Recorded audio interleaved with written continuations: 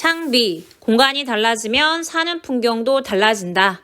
이 글은요, 서사, 소설이 아니에요. 즉 허구의 문학이 아니고 정보를 전달하기 위한 설명문입니다. 결코 설득의 글도 아니에요.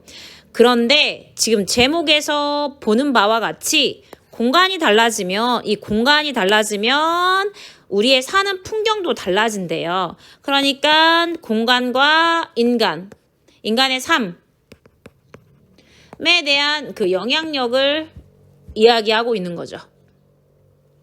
즉, 삶의 공간에 의한 우리의 인간의 삶이, 인간의 행동이 혹은 관계가 변화한다라는 것을 말하고자 하는 건데, 이 글이 설명문이라는 것을 반드시 기억하셔야 됩니다. 설명문이라는 것 자체가 픽션이 아니에요. 그 부분 꼭 기억하시고, 얘가 즉 서술자가 등장하거나 허구거나 갈등의 문학이라든가 이런 것이 절대 나오지 않아요. 다만 얘는 정보 전달의 글이지만 성격이 조금 어떻게 비판적이고, 그래서 우리한테 성찰을 유도한다라는 거. 어떻게 그러냐. 되게 그 전개 방식이, 그러니까 논지 전개 방식이, 전달 방식이 무엇이기에, 네, 과거하고 현대랑 비교 대조예요. 그래서 이 현대의 주거 문화, 공간이 달라져서 궁극적으로 우리의 관계가 달라졌거든요. 정주 공간이 달라져서. 그래서 현대의 주거 문화와 주거 공간이 달라져서 주거 문화가 달라진 거죠. 이것에 대해서 비판하고 있고, 그래서 우리에게 성찰을 요구하는 게 바로 공간이 달라지면 사는 풍경도 달라진다와 관련한 글이라는 거 기억하시면 됩니다. 자, 볼게요. 글은요, 이렇게 마을의 변화, 모여 사는 마을, 동질성과 사생활, 공간과 사는 풍경, 이렇게 네 파트로 구성이 돼요. 네, 그래서 우리는 지금 마을의 변화부터 시작해 볼 건데요. 저랑 같이 해보시죠. 참고로 과거와 현대, 과거에 지금도 시골 마을에 마당을 가보면, 시골에 가보면 마당이 있고 텃밭이 있어요. 그리고 사람들은 그 대부분 생활 영역이 마을이에요. 마을. 그런데 현대 같은 경우에는 사생활을 되게 중시하고 개개인의 개별적인 공간이 있어요. 즉 이웃하고 공유하는 공간 자체가 매우 적거나 그 공간이 비어 있다라는 거죠. 이건 무슨 말이냐면은 과거에는 마당하고 텃밭을 포함한 공간이 바로 집이었다라는 거죠. 자, 볼게요. 지금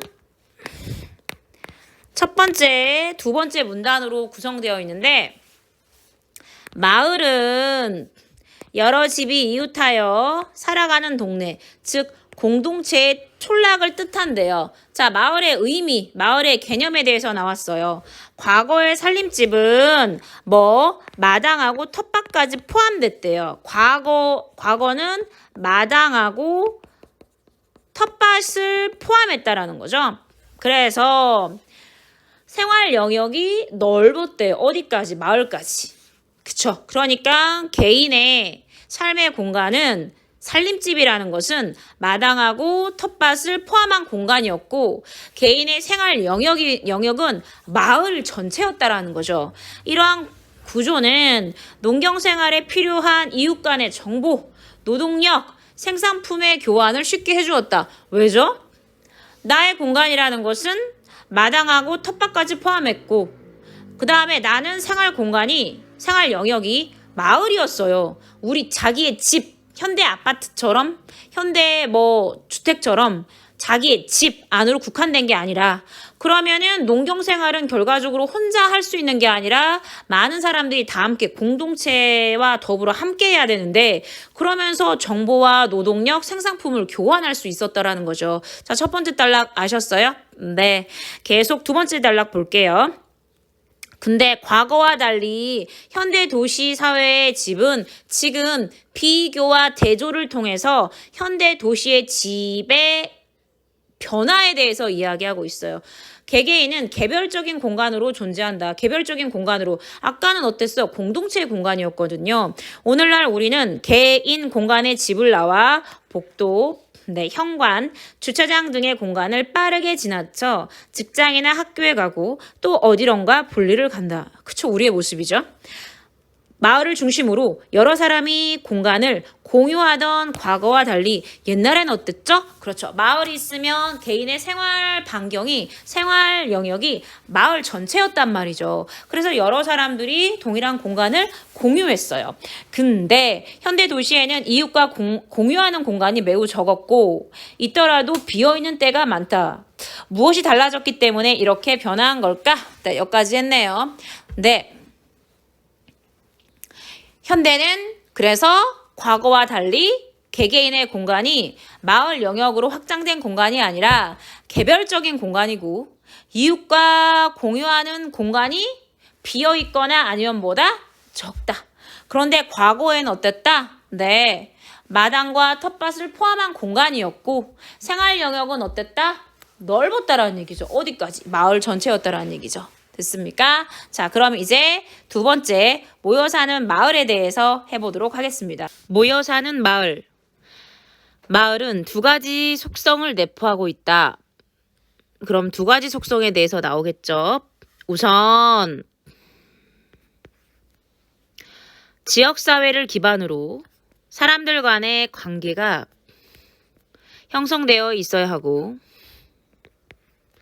물리적으로는 개인의 공간과 공공의 공간 사이에 중간적 성격의 공간이 있어야 된대요. 네, 여기 중간적 공간이 굉장히 중요한 의미가 있죠. 이런 공간을 사이공간이라고 하는데 네, 이는 통행을 목적으로 하는 공간이라기 하기보다는 통행을 목적으로 하는 공간을 부정하진 않았어요. 현대의 그 옆집의 아파트에 있는 옆집과 우리는 공간을 공유하긴 해요. 하지만 그 공간은 사이 공간이라고 할 수는 없겠죠. 왜냐면 여기에서 지금 뭐라 그랬냐면은 사이 공간이라는 것은 개인의 공간과 공공의 공간 사이에 중간의 성격이라 그랬어요. 근데 걔는 통행을 목적으로만 하진 않고 여기에 주민들 사이의 사적 관계를 형성하는 공동의 영역. 우리는 아파트 복도에서 혹은 주차장에서 아파트 주민들 사이와 사적 관계를 형성하진 않죠. 그래서 그 공간은 오직 통행을 목적으로만 하기 때문에 사적 관계를 형성하기 안 하기 때문에 공동의 영역, 즉 사이 공간이 아닌 거죠. 이 두 가지가 오랫동안 지속될 때 장소에 오래 머물러 사는 정주성이 형성된다. 정주성, 이것은 집을 짓고 선택하는 과정과 밀접한 관련이 있다라고 나왔는데요. 지금 중요한 얘기를 해줬어요. 두 번째 단락에서 뭐냐면은 네, 두 번째 단락의 키워드는 바로 정주성입니다. 이게 두 번째. 정주성을 갖추려면 일단은 마을의 의미를 알아야 되는데요. 이 마을은 두 가지 속성을 내포하고 있다라는 거죠. 첫 번째하고 두 번째가 있었는데 첫 번째 같은 경우에는 관계예요. 근데 이 관계라는 것이 반드시 여기에 지역사회를 기반하여서 인간적 관계 맺음이 형성되어야 된다는 거고요. 네, 이거는 지역사회를 기반으로 한 보이지 않는 관계가 형성되는 거고요. 두 번째는 바로 사이공간이에요. 사이공간 같은 경우에는 사적 공간과 공적 공간, 사적 공간도 아니고 공적 공간도 아닌데 이 중간적인 공간, 사이 간자입니다. 이 사이 공간인데 얘들 같은 경우에는 단순한 교통로가, 즉 단순한 통행로만 의미한다라는 것은 아니라는 거죠. 즉 여기 관계 맺음을 위한 공간이라고 하는 거죠. 관계 맺음, 즉 사적 관계. 그러면은 이것들이 1번과 2번이 긴 시간 동안에 1시간, 이게 지속성이 있고, 지속성을 바탕으로 이게 장기화될 때 바로 이 정주성이 형성된다라는 거죠. 이해하셨습니까? 네, 이제 두 번째 해보도록 하겠습니다. 자, 이 텍스트는 여러분들은 태어나서부터 아파트에 살다가 아파트에서 죽을지 모르겠지만 저 같은 경우에는 마을에서 살았거든요. 마당이 있는 마을. 한옥에서 살았고 그리고 한옥에서 죽을 거고 그러다 보니까 이 사이 공간의 의미를 알아요. 그 다음에 내 공간이 얼마나 넓었었고 물론 지금 옛날에 내가 살았던 한옥에 있는 개인적 사적 공간보다 지금의 아파트에서의 그 개인적 공간이 훨씬 더 넓지만 뭐 오피스텔도 그렇고 아파트도 그렇고 그런데 중요한 건 뭐냐면은 더 답답함을 느낀다라는 거죠. 바로 지금 아파트나 오피스텔이 왜일까요? 바로 사이 공간의 부재겠죠. 과거에는 개인이 자기가 살 집의 입지를 설정하고 그랬죠. 개인이 그랬어요. 자기가 살 집의 입지를 선정하고 그 다음에 목수와 상호 합의하여 집을 지었어요. 진짜 그랬어요. 오랜 시간에 걸쳐 집들이 하나하나 들어차면서 마을이 생겨나고 그 사이사이를 따라 길이 저절로 만들어서 그러니까 옛날에 우리들의 길은 무슨 길이었어요? 노래도 있는데 골목길이었죠. 왜요? 과거에 개인이 여기에 입지를 선정했으면 여기에 목수랑 선정해서 이렇게 집이 하나 지어졌대요. 이런 집들이 이렇게 모이는 거예요. 그럼 여기는 개인의 사적 공간이 있고 개인의 사적 공간이 있고 개인의 사적 공간이 있겠죠. 물론 여기에 텃밭도 있을 거고요. 그쵸? 그러면서 여기에 저절로 얘네들에 따라서 이렇게 길이 만들어졌겠죠. 이런 데는 큰 널찍한 이런 마당이 있을 거고요. 개인이 주거 공간을 한정하는 담과 담 사이에는 길과 공터가 있었대요. 여기 집도 담이 있었는데 담이 있었대요. 물론 담이 있는 집도 있고 담이 없는 집도 있었답니다.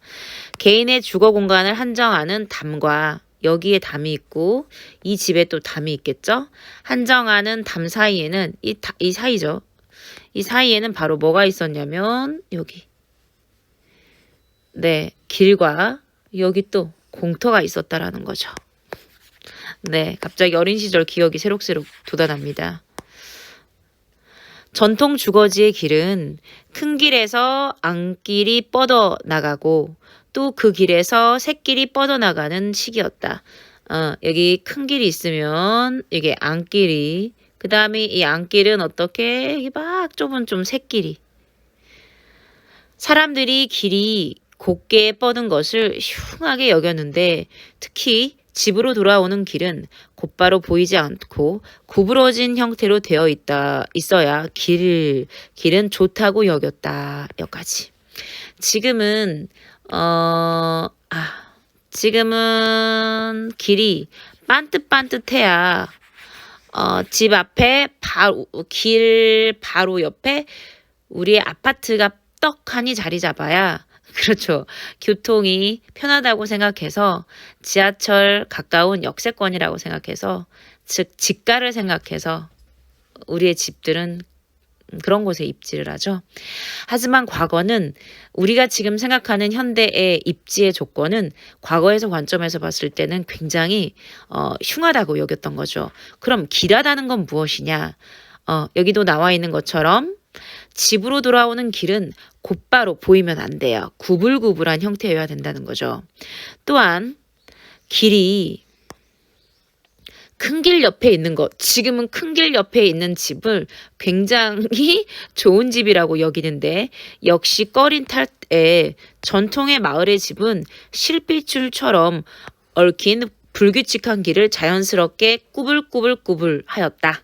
네, 옛날에 한옥마을, 시골 마을을 보면은 마치 개미집처럼 꾸불꾸불해요. 이런 까닭에 근대 이전의 전통 마을에는 항상 구부러지거나 불규칙한 형태의 골목길이 존재했고 도시를 포함한 전통 주거지의 가로채개는 격자형이 아닌 가지형이었다. 보시면 여기 격자형이 있고요. 가지형이 있는데요. 누가 구불구불한 골목길이죠? 얘요. 얘가 바로 근대 이전에 우리의 전통 주거지라는 거죠.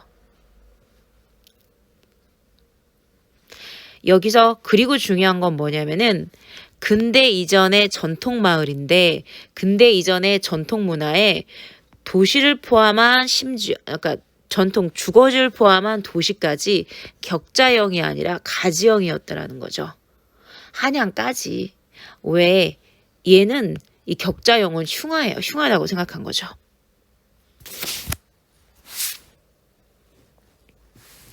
네, 여기까지 한번 봅시다. 그럼 정리해 볼게요. 길이 굳게 뻗은 것을 과거는 즉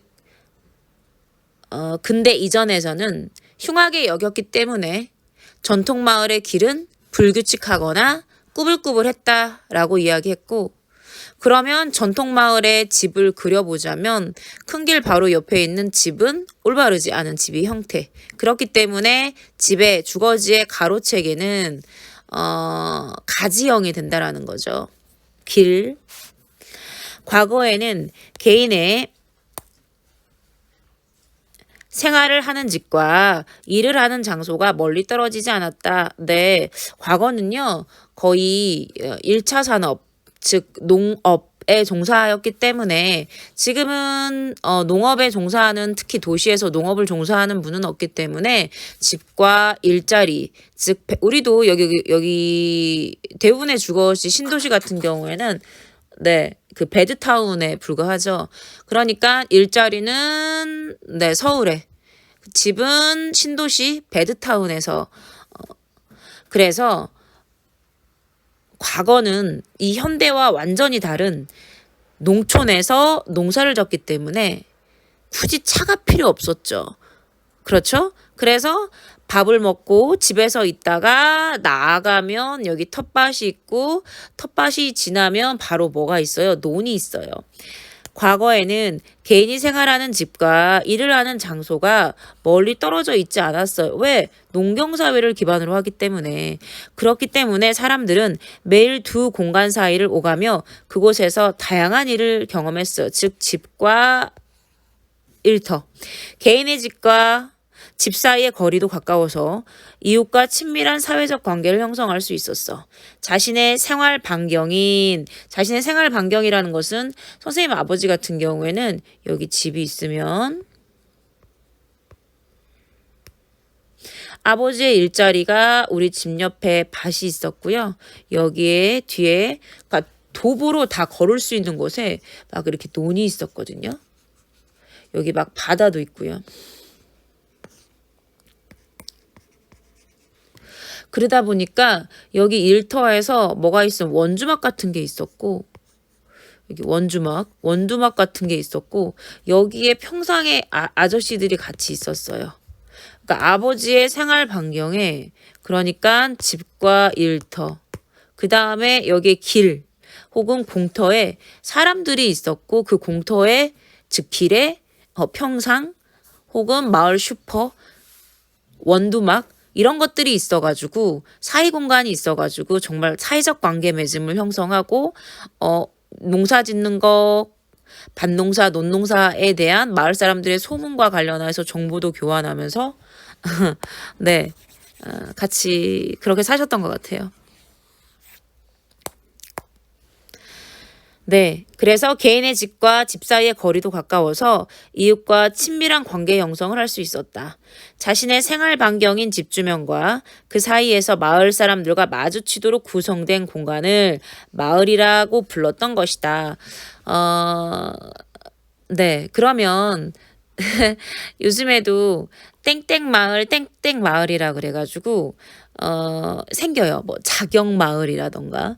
하지만 그 마을은 여기에 작품에서 공간이 달라지면 사는 풍경도 달라질까에 나오는 우리가 원래 알고 있던 마을의 개념과는 완전히 대비된다는 거죠. 왜죠?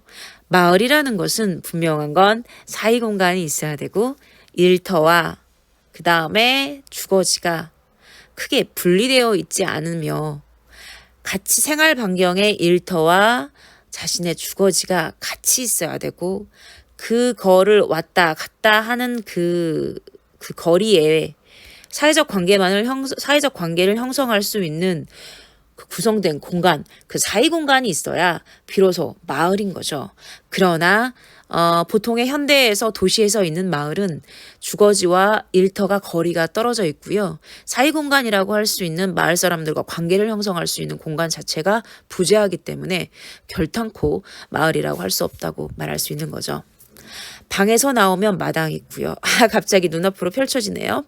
대문을 열면 골목길을 만나며 바로 펼쳐집니다. 길을 돌고 돌다 보면 그 동네의 중심부로 나갈 수 있었기 때문에 그랬죠. 마을 안을 이동하다 보면 여러 경로를 자연스럽게 거칠 수밖에 없었다. 맞아요. 개미줄처럼 복잡해요. 근데 개미집처럼 굉장히 복잡한데 분명한 건 그 새끼를 타다 보면은 중심부로 갈 수 있거든요. 근데 마을 안을 이동하다 보면은 길이 끊기지 않아요. 길에서 또 길이 나오고 길에서 또 길이 나와요. 결과적으로 마을 안을 이동하다 보면은 여러 경로를 정말 자연스럽게 만나고 그 속에서 어른들도 만났어요. 친구들도 만났고요. 굳이 의도하지 않더라도 사람들의 만남과 모임에서 곳곳에서 발생해. 왜? 길이 끊기지 않거든요. 그 샛길 위에 옆에 집이 있고 어느 순간에 공터가 펼쳐지고 있고 거기에 미루나무가 있고 평상이 있어요. 그럼 할아버지랑 할머니 친구들이 또 거기서 말뚝박기 하고 놀아. 그럼 같이 또 어울려. 그런 다음에 끝나면은 또 집으로 돌아가는 길에 논길이 있으면은 또 그 논길 근처에서 원두막이 있고 할아버지랑 할머니랑 뭐 이렇게 뭐 참외라도 혹은 수박이라도 깎아 드시고 계셔. 그럼 누구누구야 부모님 괜찮으시냐? 수박 한 통 가져가라. 참외 가져가라 그래요. 네. 그러면은 또 어때? 말 듣고 받으면 집으로 가져가. 그럼 집에서는 또 뭐냐면은 이거 보답으로 감자라도 갖다 주라 그래. 그럼 감자 또 가지러 또 그 샛길 따라서 원두막 가면은 원두막엔 안 계셔. 그럼 또 그 집으로 또 샛길 따라서 찾아가. 거기서 또 누군가를 만나. 이것들이 바로 뭐냐면은 과거의 마을이었거든요. 제가 어렸을 때 기억하는.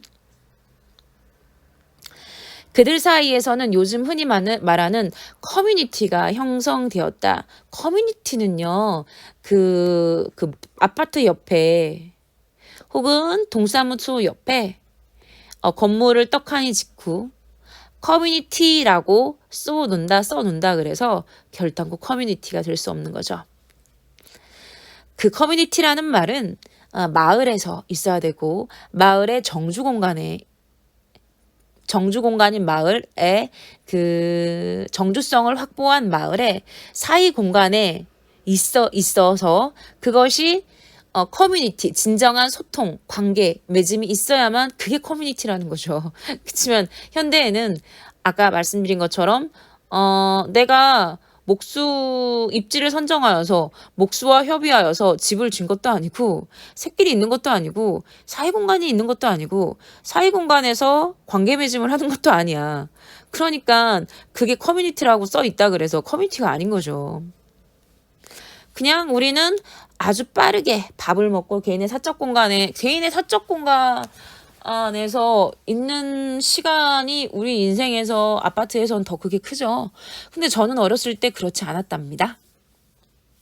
진짜 집에서 숙제하고 밥 먹고 그다음에 부모님한테 꾸중 듣고 수박 먹고 심지어 수박도 밖에서 먹었던 것 같아요.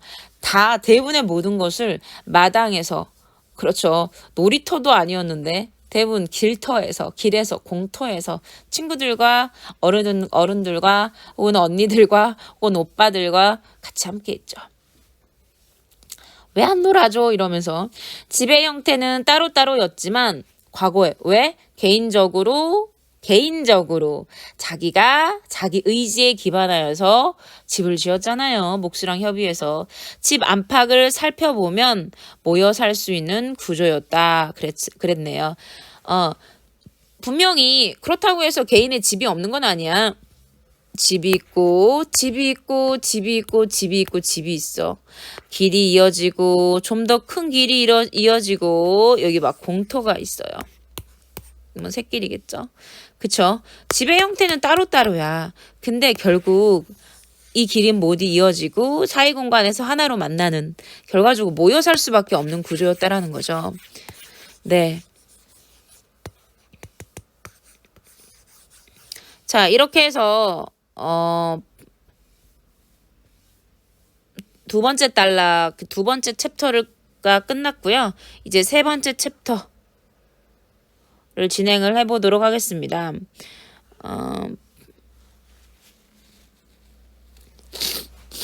세 번째 챕터를 진행하기 전에 잠깐만 이거 해볼까요?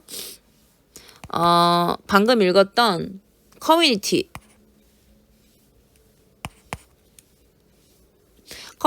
형성 조건인데 커뮤니티가 형성이 되려면은 일단 뭐가 있어야 되냐면은 우리 집 방이 있어야 돼요. 방이 있는 다음에는 여기 뭐가 펼쳐져야 되냐면 이렇게 마당이 펼쳐져야 돼요. 마당이 있는 집이 있답니다. 지금은 없죠. 옛날에는 다 마당이 있었어요. 그 마당에 고추도 널어놓고 마당에서 돗자리 펴고 자기도 하고 막 그랬어요.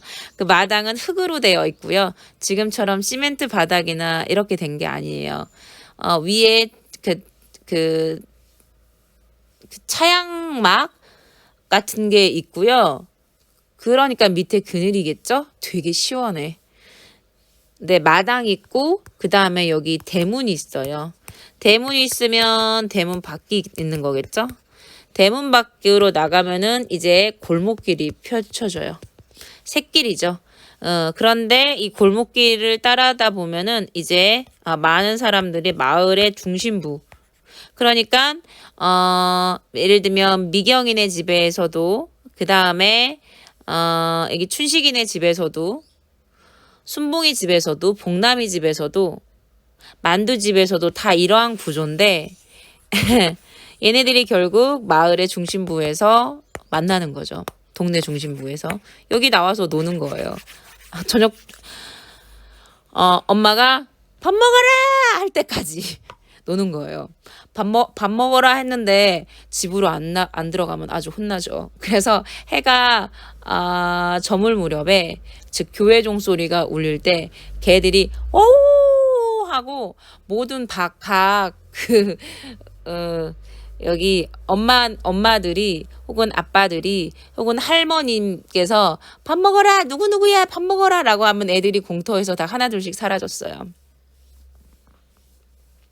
계속 그래서 과거 마을의 커뮤니티는 아까 말씀드린 것처럼 그렇게 형성됐고 동시에 제가 어렸을 때 꾸불꾸불한 길을 가다 보면은 마을 안을 이동하다 보면은 정말 한 가지 단일한 경로가 아니라 여러 가지 복잡한 경로를 자연스럽게 만날 수 있었고 이런 과정을 통해서 당연히 사람과의 만남이 있었다.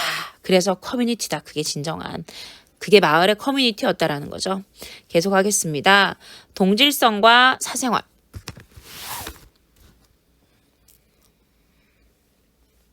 오늘날의 대표적인 주거 형태인 바로 아파트는 별로 재미없죠. 주택과는 다른 특징을 보인다. 개인의 사적 공간이 훨씬 더 넓죠. 아파트는 한 단위 세대를 층층이 쌓아서 배치하는 쌓을 적층을 기본으로 한다.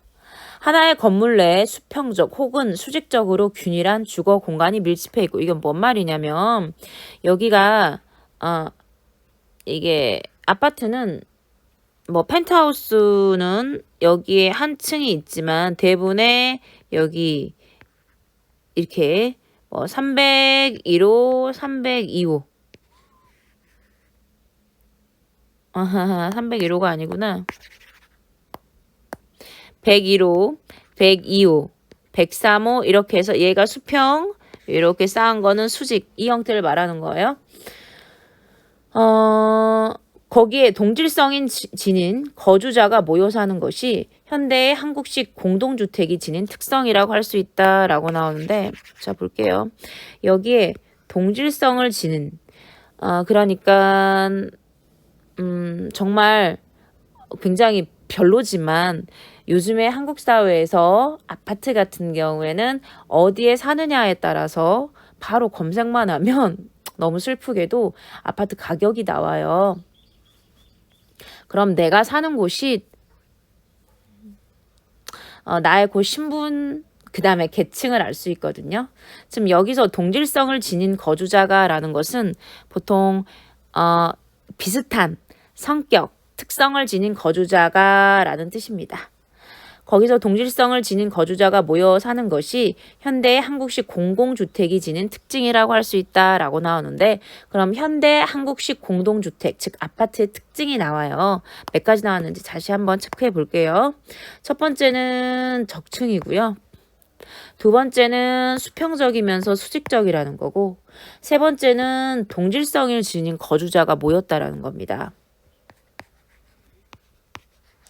이러한 공동주택의 등장은 공동체적 관계를 변화시키는 중요한 원인을 제공했대요. 이 글의 제목이 공간이 달라지면 인간의 삶도 달라진다라는 얘기를 하고 있거든요. 그러니까 공동체적 그 관계가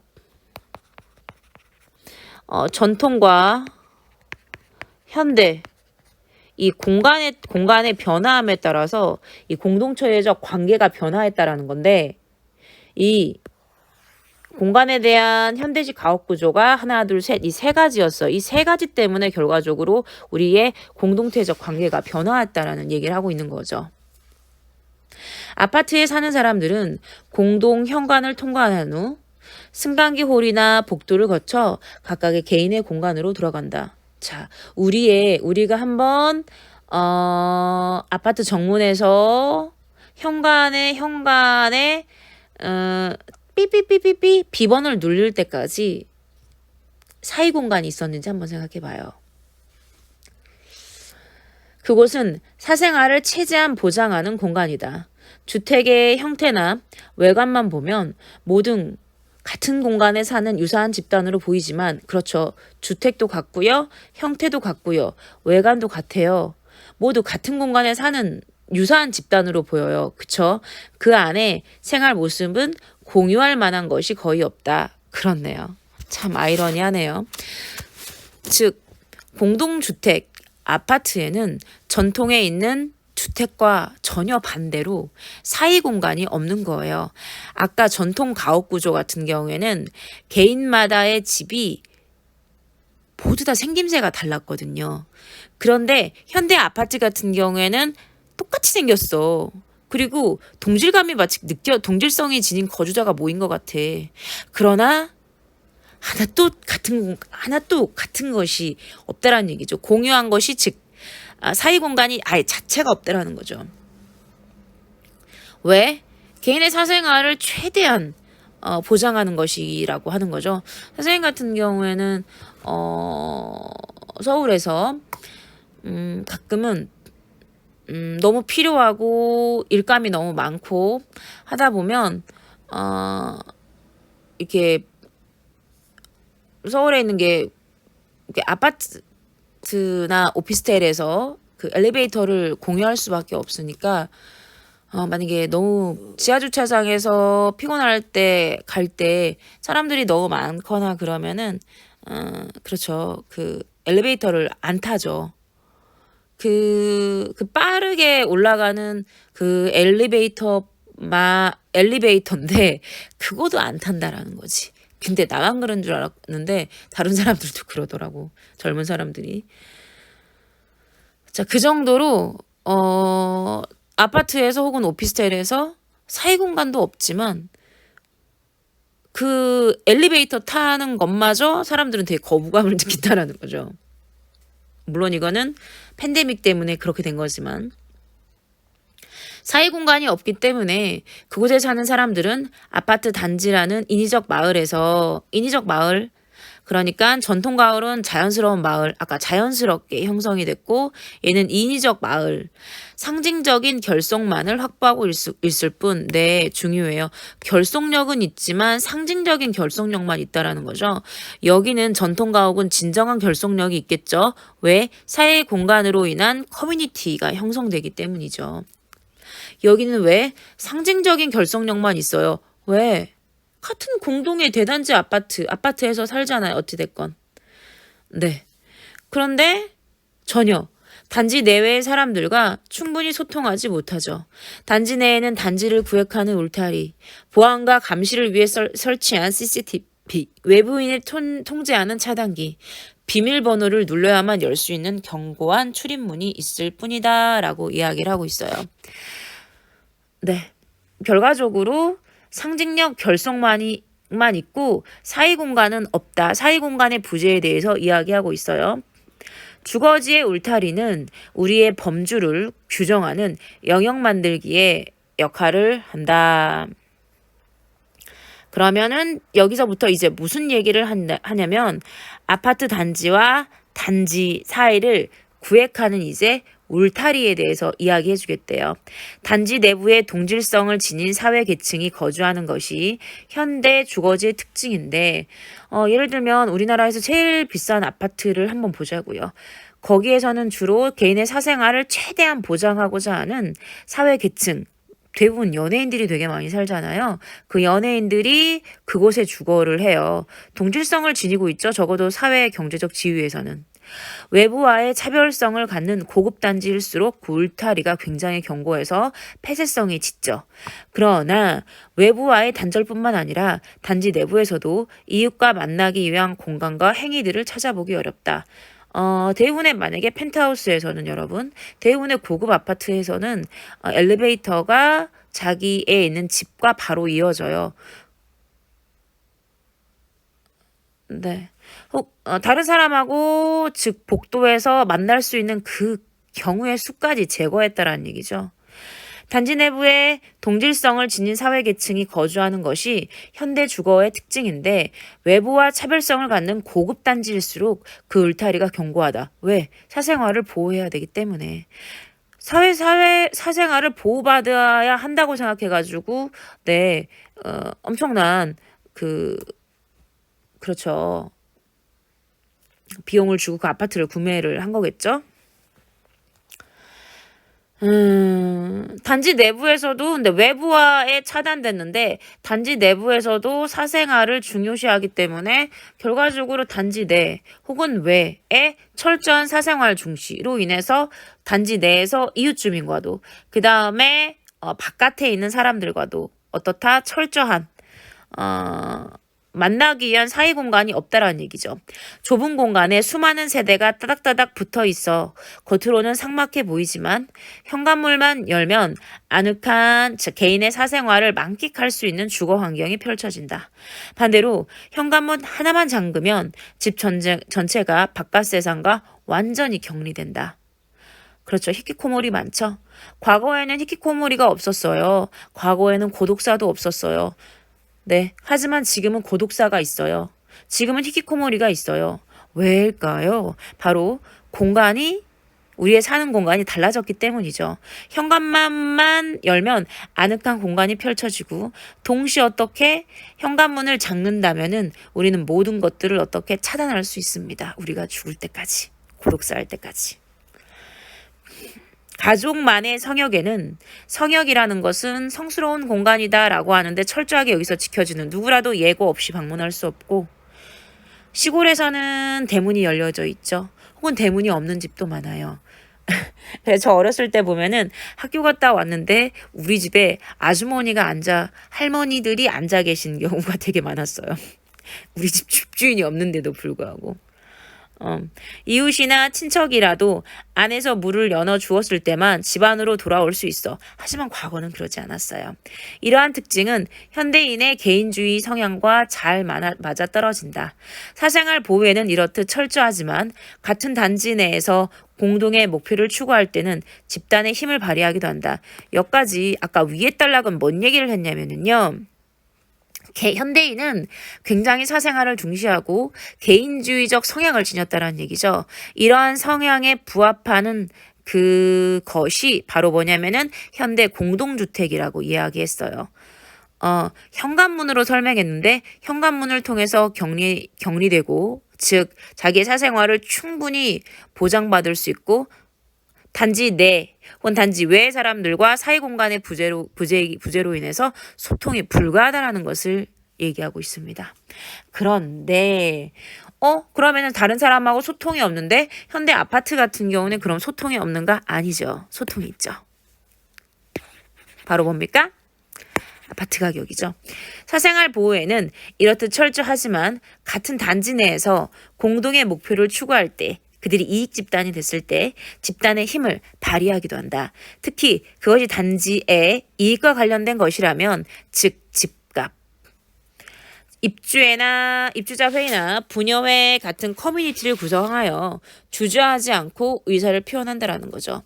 이러한 아파트 단지의 결속성과 질서는 이해관계의 일치에서 비롯된다. 이해관계라는 것은 뭐냐면은 나의 이익이 맞아 떨어졌어. 옆집하고. 그러면은 이해관계가 일치해. 그럼 아파트 단지는 당연히 결속력이 생기겠죠. 질서가 생기겠죠. 개별 단위 세대들은 자신들의 집에 들인 비용을 지키기 위해 집단의 힘을 발휘한 거죠. 근데 대부분의 아파트에 카페가 있는데 주로 엄마, 아빠, 어른들은 아파트 값이 떨어지지 않기 위해서 서로가 어느 정도의 금액을 설정하고 그 이하의 가격을 팔지 않게 담합을 하고 있습니다. 어떻습니까? 이해관계가 일치했고 이로 인해서 질서와 아파트 단지의 결속력이 생기는 거죠. 집단의 힘이 생기는 거예요. 그렇구나. 즉 사회 공간이 부재했음에도 불구하고 자신의 이익, 직전, 돈 문제와 관련된 일이라면 같은 단지 내에서 사회 공간이 없음에도 불구하고 사람들은 결속력을 발휘하는구나. 전통사회에서는 이웃의 손을 빌려 개별적으로 집을 지었고 그것이 자연스럽게 마을의 한 요소가 되었다.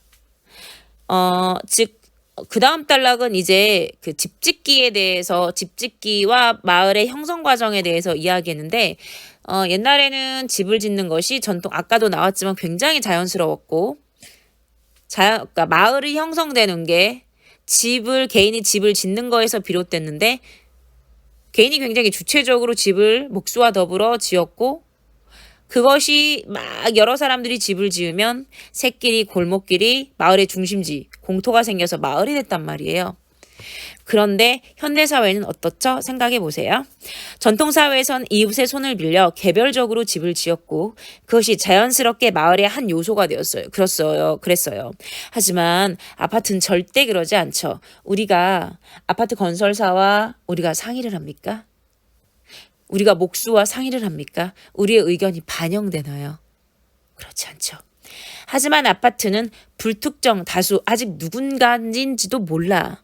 전문 건설업자들이 한화, LG, 이런 애들이 삼성 이런 애들이 완성한 것이어서 개별 거주자들의 취향과 요구사항이 반영되기가 어렵다. 즉 전통가옥과 전통 마을과 과거의 마을에서 처음에 시작하는 집이 옛날에는 그 집주인이 자기의 의견을 적극적으로 피력해가지고 집을 지었단 말이죠. 선생님 같은 경우에는 할아버지랑 할머니께서 한옥에 사셨을 때 그랬겠죠. 또 아버지가 할머니 돌아가시고 그 한옥을 부수고 그렇죠. 지금은 낡고 오래된 집이지만 그 집에 전원주택을 목수를 통해서 집을 지었을 때 엄마랑 아버지의 그 요구사항이 필요한 요소가 받아들여졌겠죠. 그러나 지금 아파트, 여러분들이 집 한 채를 한번 서울에다 한번 산다고 해보세요. 그 아파트는 이미 다 지어진 아파트 혹은 이미 지어진 아파트나 아니면 분양하고 있는 아파트, 여러분들의 의견이 전혀 반영이 안 된 그 아파트를 우리가 사는 것뿐이에요.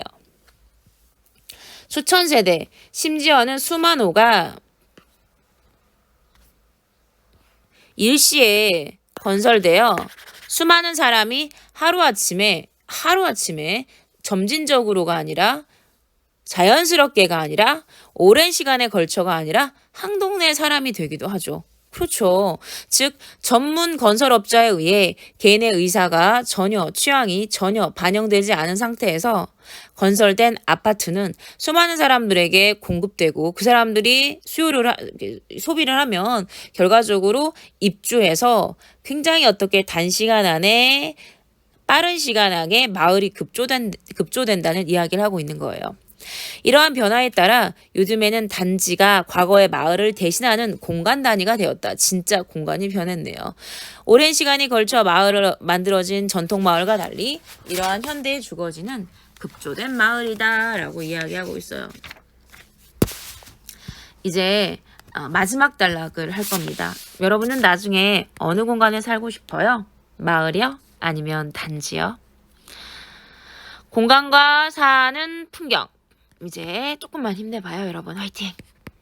저도 지금 이틀 동안에 이틀이 아닌다. 맞나? 금토일. 그렇구나. 그렇구나. 금토일이니까 금토일월이구나. 하루 이틀 나흘째구나. 나흘 동안에 하루에 2시간 이상을 거의 못 잤어요. 조금 있다가 그래서 수액 맞으러 또 가는데요. 여러분 화이팅! 치료를 하러 갑니다. 저도. 여러분 화이팅 하세요. 힘내세요.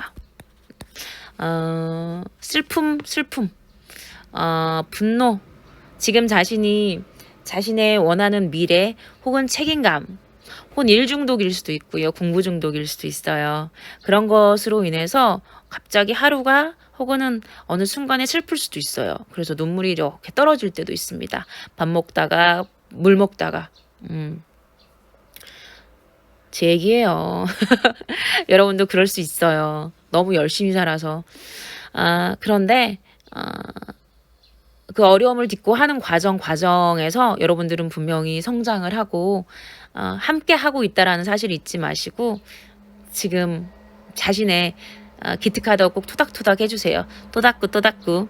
네, 한 사람 하나의 주거 공간이 차지하는 면적이 계속 증가해 왔음에도 불구하고 사람들은 자신이 사는 공간이 과거보다 매우 좁고 답답하다고 느낀다. 네, 저는 제가 사는 집이 경기도에 사는 집이나 그 다음에 다른 곳에 있는 오피스텔 아파트에서 가 옛날에 제가 살던 방보다 훨씬 크거든요.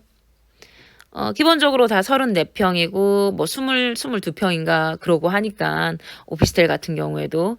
그런데 되게 답답해요. 숨이 막혀요. 하지만 제가 어렸을 때 제가 있던 방은 사실 제 방도 아니었어요. 제 방도 아니었고 언니랑 같이 쓰던 방이었는데 진짜 완전 좁았거든요. 옷장하고 책장하고 이불 쌓아놓는 농. 빼면은 잠잘 공간 빼면은 거의 어떻게 집이 정말 조그만했어요. 안방도 조그만했고요. 원래 한옥 자체가 방이 되게 조그만해요. 다만 우리 집 마당은 넓었어요. 마당이 있었고 뒤에 이게 텃밭이 있었고 집 뒤편으로 텃밭이 있었고요. 텃밭에는 배나무, 감나무, 대추나무, 딸기, 모란, 앵두, 그다음에 덩쿨나무, 장미, 장독대 이런 것들이 막 즐비했어요. 내 방은 좁았지만.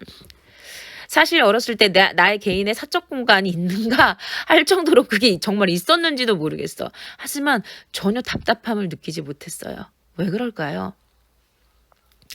한 사람의 주거 공간이 차지하는 면적이 계속 증가해 왔음에도 불구하고 증가했죠. 저뿐만 아니라. 사람들은 자신이 사는 공간이 과거보다 매우 좁고 답답하다고 느껴요. 제가 100평으로 이사를 한다 그래서 제가 답답함이 해소될까요? 제가 펜트하우스로 이사를 가요. 해소될까요? 사람들 사이의 소통이 활발했던 과거 마을과 달리 오늘날의 주거지에는 사람과 사람 사이의 만남과 교류가 없기 때문이다. 사이 공간이 펜트하우스에서 산다 그래서 펜트하우스에서 제가 송도로 이사를 가서 송도 펜트하우스에 산다 그래도 엘리베이터 저의 전용 엘리베이터가 있겠죠? 전용 엘리베이터를 타도 그것은 오직 저의 개별적 공간이지 아파트에 여전히 살기 때문에 사이공간 자체가 존재하지 않습니다. 사이공간이 되려면 그곳에는 샛길과 골목길과 마을 중앙으로 이어지면서 많은 사람들과 교류할 수 있는 커뮤니티 공간이 있어야 돼요. 하지만 이런 것들이 부재하기 때문에 그쵸. 반면에 나의 그 개인적 공간, 사생활을 유지하는 공간은 넓어졌지만 그렇죠. 나는 굉장히 답답한 펜트하우스 200평, 300평, 1층, 2층 내가 다 써! 한다고 치더라도 결탄코 그 답답함은 해소되지 못하는 거죠. 많은 사람이 살고 있는 아파트 단지에는 개별 단위 세대 외에도 그렇죠. 놀이터가 있어요.